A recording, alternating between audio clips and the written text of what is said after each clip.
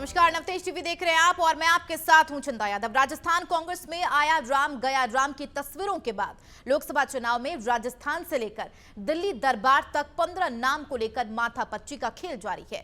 दिल्ली में चल रही सीईसी की बैठक में किस पार्टी के साथ किन किन शर्तों के साथ गठबंधन किया जाएगा, उस विषयों पर कांग्रेस उलझती हुई नजर आ रही है। वहीं 15 उम्मीदवारों को कहां से किसी चेहरे को टिकट देना है, इस भूल भुलैया में कांग्रेस ठोस रणनीति नहीं बना पा रही है। वहीं इन दिनों बता चले गुजरने के बाद कांग्रेस अपने के भंवर के ही जाल में फंसती हुई दिख रही है। राजस्थान के हाड़ौती में इन दिनों कांग्रेस बड़ा प्रयोग कर रही है। वसुंधरा के करीबी और ओम बिड़ला के खास कहे जाने वाले प्रहलाद गुंजल अब कोटा सीट पर चुनावी समीकरण और चुनावी खेल बिगाड़ने वाली रणनीति बनाते हुए नजर आ रही है। और कहा यह भी जा रहा है कि जल्द ही कमल का दामन छोड़कर हाथ का दामन थाम सकती है। वहीं क्या गुंजन धारीवाल के साथ अपना तालमेल बना पाएंगे?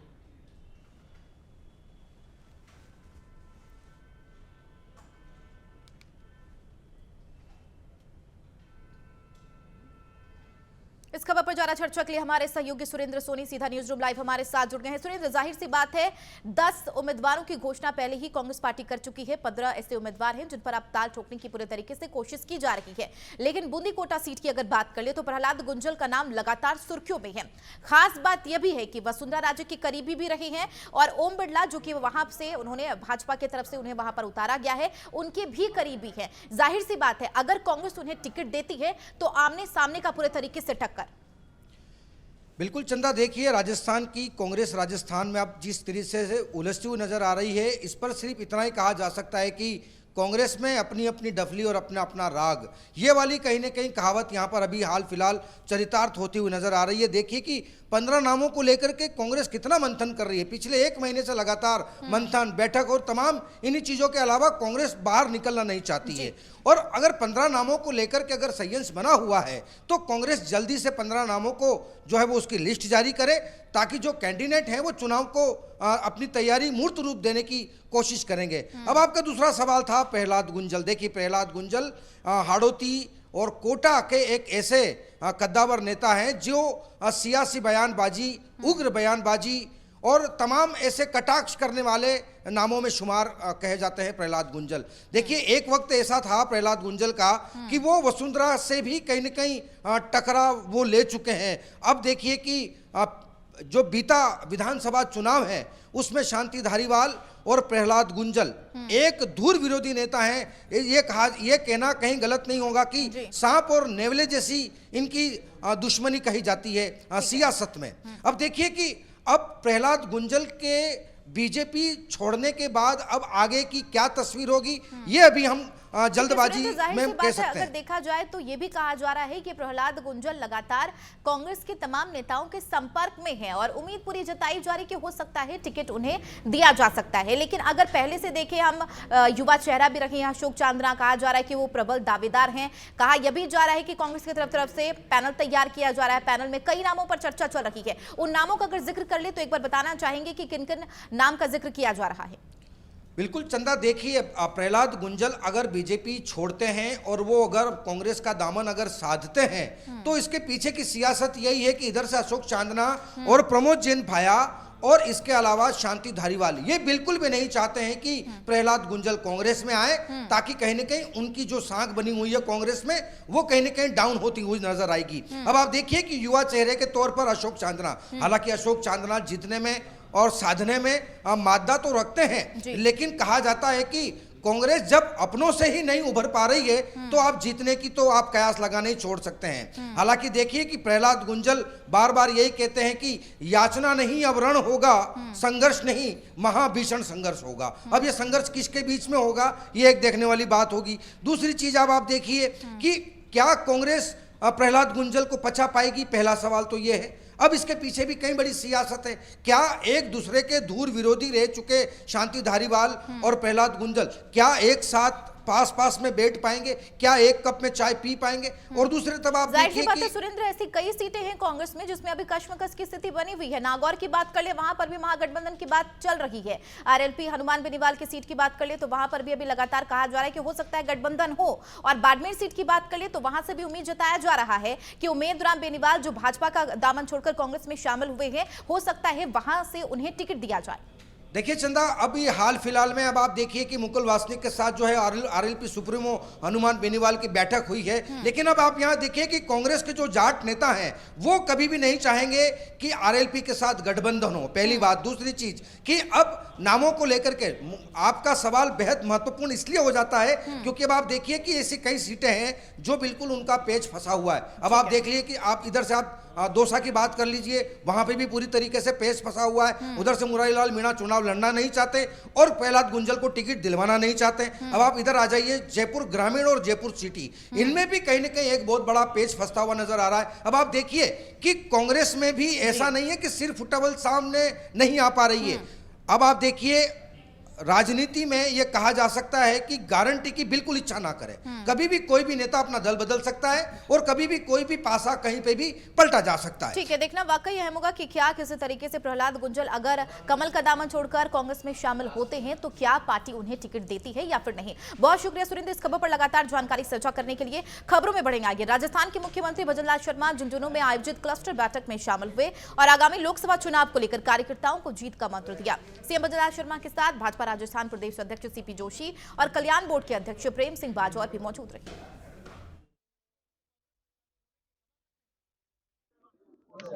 देखिए, मैं कहना चाहता हूं उन लोगों के लिए जो झुंझुनू के अंदर नहर के नाम पर वोट मांगते रहे, उद्घाटन शिलान्यास करते रहे, उन्होंने एक कदम भी बढ़ाने का काम नहीं किया। मैं कह सकता हूं कि सीकर, झुंझुनू, चूरू ये राजस्थान के वो जिले हैं तो यहाँ के उद्योगपति, यहाँ के जवान, यहाँ का किसान बहुत ही मजबूत है। यहाँ के लिए हमने यमुना जल का समझौता किया है। निश्चित रूप से मैं आलू से तो सोना नहीं बना सकते, लेकिन इन तीनों जिलों से जिस दिन पानी आएगा, यहाँ जल्दी आएगा, तो जमीन जरूर सोना यहाँ। खबर पाली के सुमेरपुर से है, जहां तकतगढ़ नगर पालिका में नीलकमल सिंह राणावत के दूसरी बार ईओ पद पर नियुक्ति मिलने पर पालिका अध्यक्ष ललित रांगावत के साथ ही पार्षद, ठेकेदार और नगर पालिका स्टाफ ने उनका स्वागत किया। राणावत ने आचार संहिता लगने से पहले ही ईओ का पद ग्रहण कर लिया था। आपको बताते चले, इससे पहले राणावत तखतगढ़ नगर पालिकाओं में ईओ के पद पर तैनात थे, लेकिन स्वायत्त शासन विभाग ने संपूर्ण राजस्थान के अधिशासी अधिकारी पद की पात्रता नहीं रखने वाले सभी ईओ के लिए कॉमन आदेश जारी कर सभी को मूल पद पर भेजा था।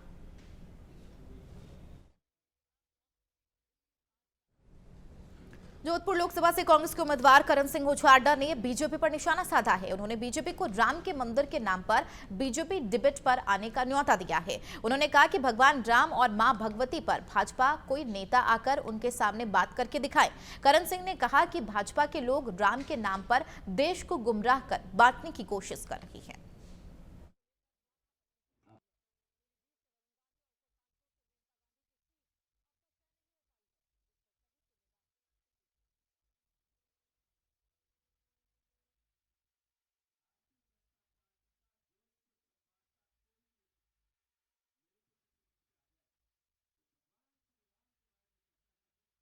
वो माँ भगवती के बारे में चर्चा कर ले, वो परम पिता परमेश्वर के बारे में चर्चा कर ले, मेरे को पछाड़ ले तो मान जाऊंगा मुद्दा उनका है, नहीं पछाड़ सके मुद्दा मेरा है।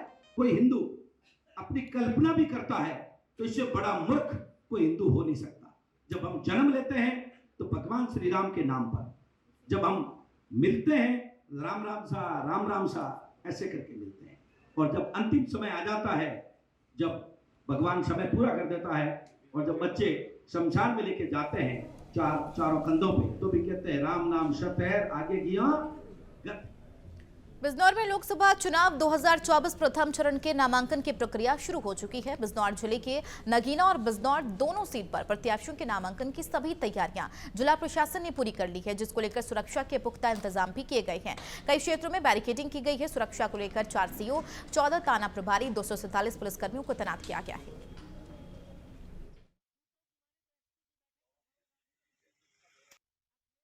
हमारे निर्वाचन प्रक्रिया के जो नामांकन का कार्य होता है, आज उसका प्रथम दिन है आज मेरे द्वारा नोटिफिकेशन जारी किया जाएगा, औपचारिक नोटिफिकेशन इलेक्शन का। हमारे यहाँ 2 लोकसभा क्षेत्रों का नामांकन होगा, बिजनौर और नगीना। बिजनौर के लिए सीडीओ साहब रिटर्निंग ऑफिसर होंगे और नगीना के लिए मैं स्वयं रिटर्निंग ऑफिसर होऊंगा। दोनों हमारे न्यायालय एडीएमई के और हमारे न्यायालय को नॉमिनेशन रूम के रूप में प्रयोग किया जाए। जैसा कि आप जानते हैं, आज से प्रथम चरण के लिए नामांकन की प्रक्रिया प्रारंभ हो रही है। इसमें हम लोगों द्वारा यहाँ से 100 मीटर पे बैरियर बनाए गए हैं, उसके पीछे और 100 मीटर पे 2 बैरियर बनाए गए हैं। जो भी लोग आएंगे नामांकन के लिए, उनकी जो गाड़ियाँ होंगी उनको वही रोका जाएगा। जो कैंडिडेट हैं वो 100 मीटर की दूरी तक आ सकते हैं 3 गाड़ियों में। उसके बाद 100 मीटर के बाद उन्हें नामांकन कक्ष तक एक कैंडिडेट और 4 प्रस्तावक के साथ वो जा सकते हैं। पूरी पुलिस व्यवस्था सभी स्थानों पर की गई है, बैरिकेडिंग कराई गई है। इसमें 1 एडिशनल एसपी, 4 सीओ, 14 थाना प्रभारी, 200 के आसपास कांस्टेबल, महिला कांस्टेबल, फायर टेंडर, टीआरएस सबकी ड्यूटी लगाई गई है। एक तरफ देश के प्रधानमंत्री नरेंद्र मोदी बच्चों के उज्जवल भविष्य की बात करते हैं, दूसरी तरफ यूनिवर्सिटी में कुलपति रमेश चंद्रा जैसे लोग भ्रष्टाचार से पीछे नहीं हट रहे, चाहे बच्चों का भविष्य खतरे में क्यों ना हो। दरअसल भरतपुर में छात्र संघ ने भीख मांगो अभियान चलाया है। छात्रों ने मुख्यमंत्री जन सुनवाई केंद्र से बिजली घर तक भीख मांगो अभियान चलाया।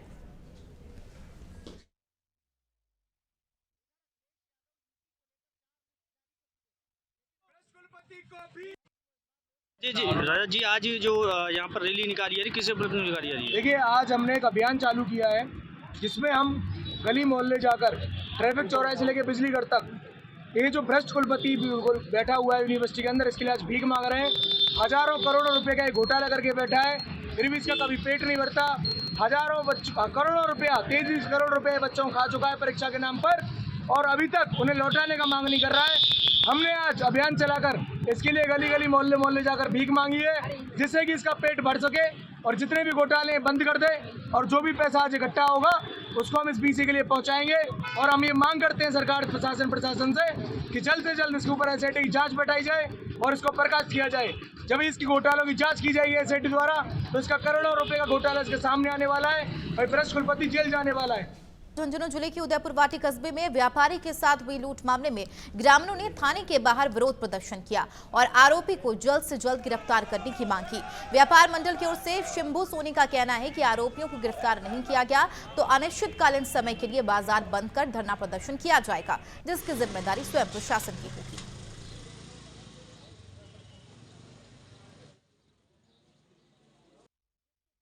रात को सब्जी मंडी में ज्वेलर्स की बाप बेटे के साथ घटना हुई है और उस संबंध में मुलजिमों को आइडेंटिफाई किया जा रहा है और इस संबंध में प्रकरण दर्ज करके अनुसंधान किया जा रहा है। सभी सीसीटीवी कैमरे को देखे जा रहे हैं और आसूचना संकलन करके प्रभावी कार्रवाई की जाएगी।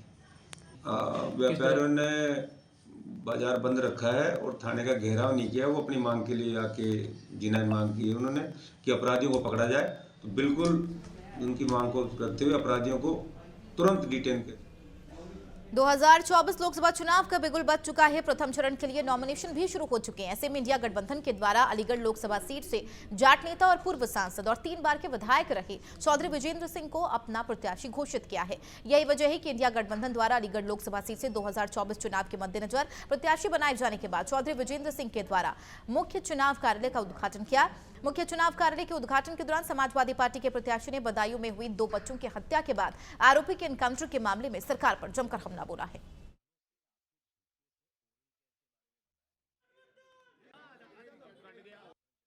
और सबसे बड़ी बात, आज जो कार्यकर्ता है वो सब समाज के हिंदू मुस्लिम दोनों का है, 7,000। ये है सिग्नल हमारी पार्टी का और इसी पे चुनाव लड़ेंगे। भाजपा ने अभी कैंडिडेट घोषित नहीं किया, क्या लगता है? देखो, वैसे तो उनकी पार्टी है, वो जाने लड़ेंगे नहीं लड़ेंगे, वो ये भी कहते कल को नहीं लड़ेंगे, तो हम क्या करेंगे? निर्विरोध कैसे कर देंगे? हम कोई मर गए गाली करते हैं। लेकिन इतना जरूर है, जब पार्टी अभी तक तय नहीं कर पा रही है, इसका मतलब कहीं न कहीं कमजोरी है। चुनाव से पहले पुलिस अधीक्षक राजकुमार चौधरी ने अवैध कार्यों, जुआ सट्टा, अवैध शराब बिक्री, अवैध हथियार तस्करी और मादक पदार्थों की रोकथाम के लिए कार्रवाई तेज कर दी है। दोनों ट्रैक्टरों की ट्रॉली में भरी हुई बजरी के बारे में ट्रैक्टर चालकों से खनन संबंधी कोई लाइसेंस या परमिशन नहीं मिली है। उधर बीकानेर में एनएसयूआई छात्रों पर पुलिस ने जमकर लाठीचार्ज किया है। छात्र पिछले कई दिनों से एनएसयूआई पर हुए लाठीचार्ज का विरोध कर रहे थे। आज सभी एनएसयूआई के छात्र गांधी पार्क में एकत्रित हुए। गांधी पार्क में सभा करने के बाद कलेक्टर की तरफ से कूच करने लगे। रैली को कलेक्टर से पहले ही गंगा थिएटर के पास रोक लिया गया। इसका छात्रों ने विरोध किया, तब पुलिस ने बल प्रयोग किया। इस लाठीचार्ज में लगभग आधा दर्जन विद्यार्थियों को चोटें आई हैं। वहीं एक विद्यार्थी को गंभीर हालत में पीबीएम अस्पताल में भर्ती कराया गया है।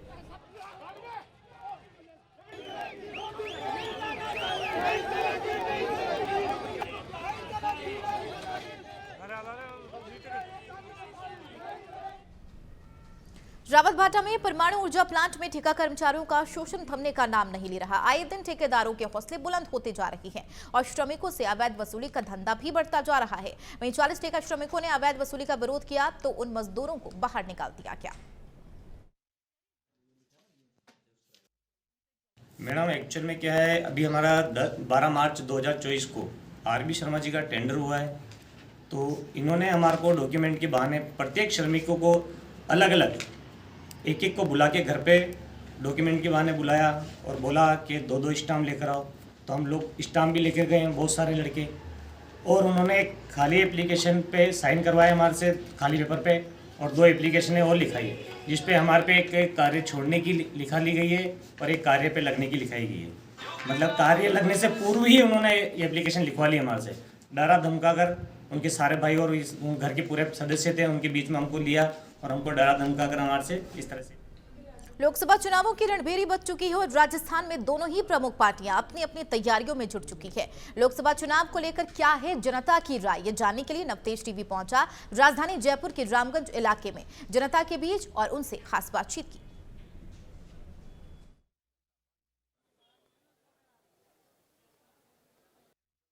देश लोकसभा चुनाव के मुहाने पे आ चुका है और हम इस समय राजधानी जयपुर के रामगंज इलाके में खड़े। कुछ लोग हमारे साथ यहाँ मौजूद हैं। भाई साहब, लोकसभा चुनाव है, क्या क्या मुद्दे ऐसे हैं जिन्हें देखते हुए आप वोटिंग करने जाएंगे? मुद्दे तो क्या है, विकास होना चाहिए सर। विकास तो कुछ हो नहीं रहा और परेशानी हो रही है। गरीब लोगों का फायदा हो थोड़ा सा, बस यही चाहिए और क्या। बाकी सब सरकार अच्छी है, जो पब्लिक के लिए काम करे वो है, बस हमें तो वो चाहिए।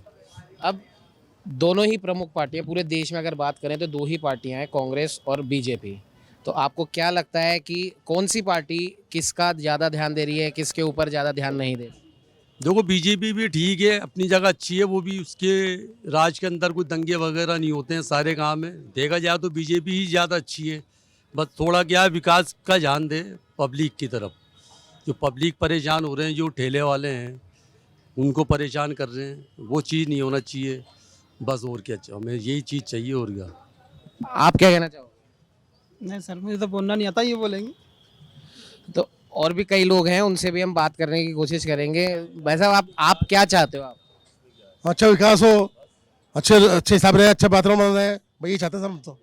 जैसे सिटी वाला जो एरिया है वो अक्सर भीड़ भाड़ और ट्रैफिक जाम की समस्या से जूझ रहा है, तो इस नाते आप लोगों की तरफ से क्या सुझाव हैं जो आप सरकार को बताना चाहते हैं? भाई ये बात भी सही है आपने, इससे बहुत ज़्यादा पब्लिक को बहुत ज़्यादा परेशानी हो रही है, बहुत ज़्यादा पब्लिक की परेशानी है इस चीज़ से। इसका तो समाधान होना चाहिए। कि रिक्शा वाला आए दिन क्या बीच में रास्ता रोक लेते हैं, रिक्शा वाले पीछे टक्कर गाड़ी मार देती है, और रिक्शा वाले चाहे गाड़ी रोक लेते हैं। रिक्शा वाले बहुत परेशानी, रिक्शा वालों से हमें बहुत ज़्यादा परेशानी है। हम जब यहाँ आए थे तब आप लोग कुछ नगीनों की आप बात कर रहे थे, तो जवाहरात व्यवसाय से आप लोग जुड़े हुए हैं, तो आपके व्यवसाय में आप क्या चाहते हो कि क्योंकि लोकसभा चुनाव है तो केंद्र सरकार की बात होगी, प्रधानमंत्री नरेंद्र मोदी की बात होगी और उनके खिलाफ जो खड़े हैं राहुल गांधी और तमाम जो लोग हैं उनकी बात होगी, तो आप अपने व्यवसाय से जुड़ी हुई ऐसी क्या चीज़ें हैं जो आप चाहते हैं कि ये चीज़ बढ़े तो हमको भी, हमारे घर वालों को भी और हमारे व्यवसाय में भी सुधार हो? भाई ये चाहते हैं सर हम तो कि भाई हमारे बिजनेस से हम काम करते हैं, हम छोटे लोग हैं, छोटे इंसान रोज़ कमाते हैं, खाते हैं। हमारे काम में ये कि भाई जैसे कि नगीने का बात क्या बोला, नगीने का मतलब मार्केट अच्छा हो जाए, थोड़ा सा सहूलियत हो जाए, थोड़ी सहूलियत हो जाए, थोड़ी सी सहूलियत दे दें मार्केट की, में सहूलियत दे दें। जोरी बाज़ार है, नवाब का चौराया है, सहूलियत वगैरह हो जाए, बस यही चाहता है आदमी और क्या। आम आदमी जो चाहेगा उसको सहूलियत मिल जाए। अब ऐसे ये रक्षा वाले हैं, इनको परेशान किया जा रहा है। अब इनका बेचारे गरीब हैं, रमज़ान का टाइम है, 100 200 500 रुपये ले जाते हैं, उनको परेशान कर रहे हैं पुलिस वाले। ये तो थोड़ा सा सरकार को चाहिए, ये चीज़ नहीं होना चाहिए। अभी त्यौहार के बाद जो कानून है वो करके इनको सेट कर दिया जाए, उसके बाद में इनको जैसा भी ये बेचारे अभी तो फिलहाल कमाने दो, कमा के खा रहे हो भाई। अगला अगला अगला देश का नेतृत्व आप किसके हाथ में चाहते हैं?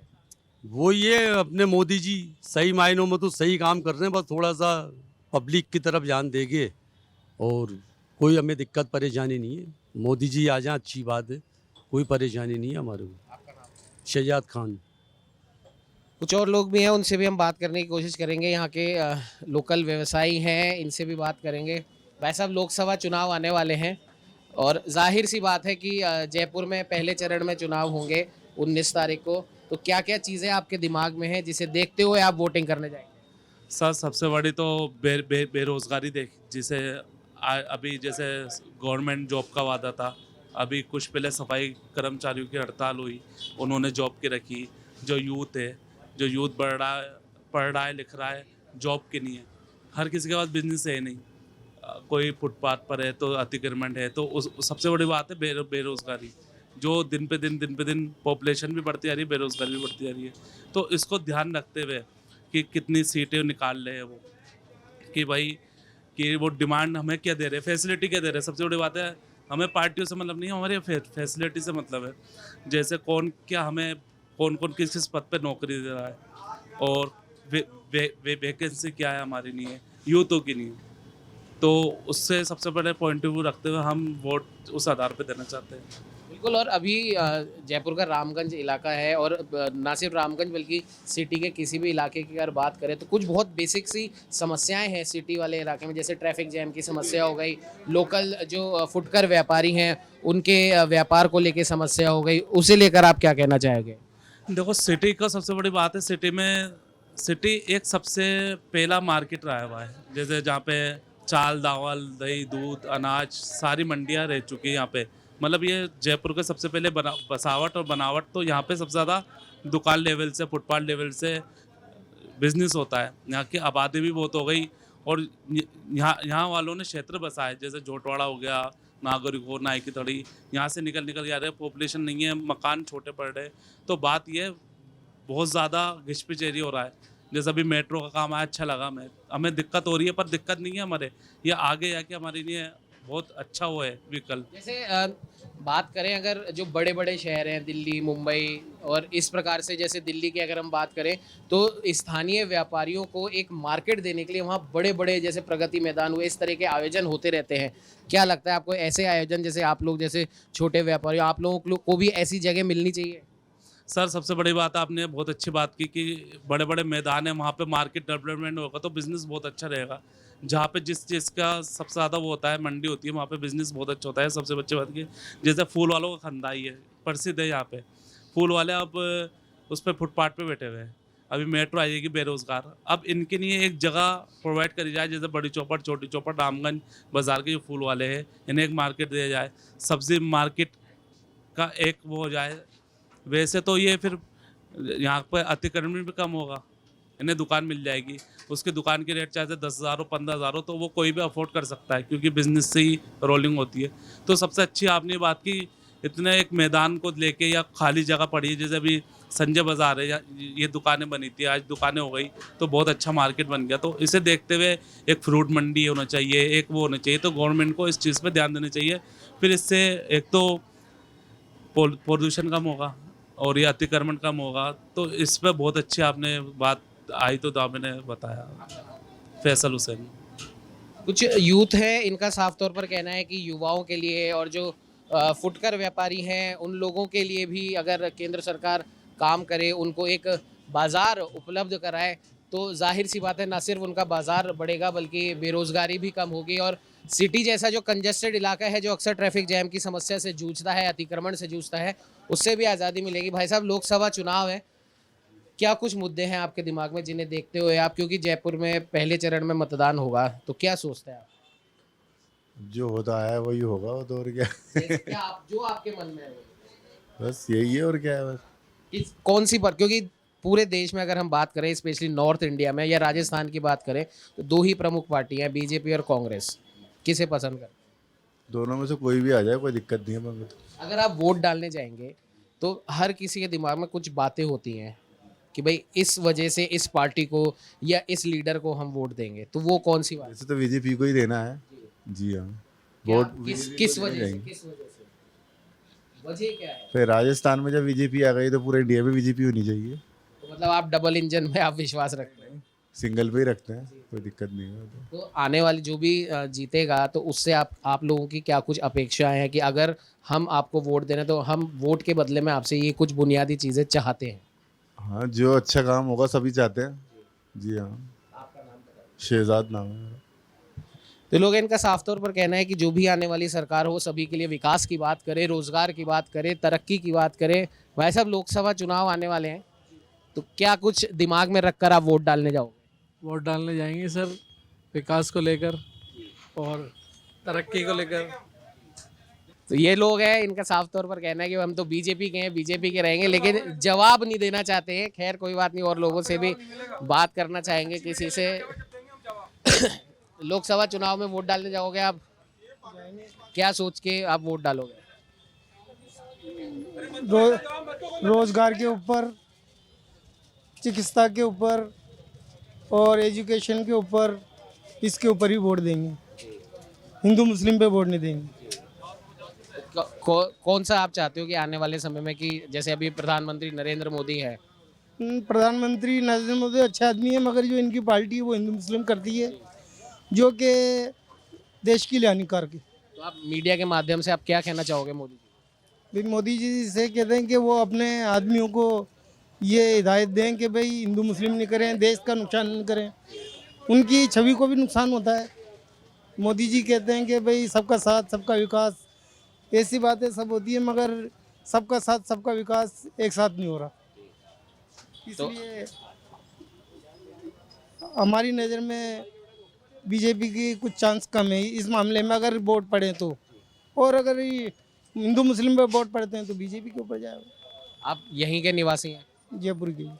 रामगंज इलाका है या सिटी का इलाका है, कई सारी बुनियादी समस्याएं हैं, ट्रैफिक जैम है, अतिक्रमण है, उसे देखते हुए क्या कहना चाहिए? ये तो सामान्य चीज़ है, हर वक्त चलती रहता है ऐसा, तो ऐसी कोई बात। ये कुछ स्थानीय बाशिंदे, इनका साफ तौर पर कहना है, और ये सीधे प्रधानमंत्री नरेंद्र मोदी से ये कहना चाहते हैं कि इनकी पार्टी के जो लोग हैं, जो लोगों को आपस में लड़ाने का इनके हिसाब से जो ये बोल रहे हैं कि काम कर रहे हैं, उन पर रोक लगाई जाए, उन विचारों पर रोक लगाई जाए, और सिर्फ अगर बात हो विकास की हो, आपसी भाईचारे की हो। सहयोगी कैमरामैन कुलदीप के साथ उमंग माथुर, नवतेज टीवी, जयपुर।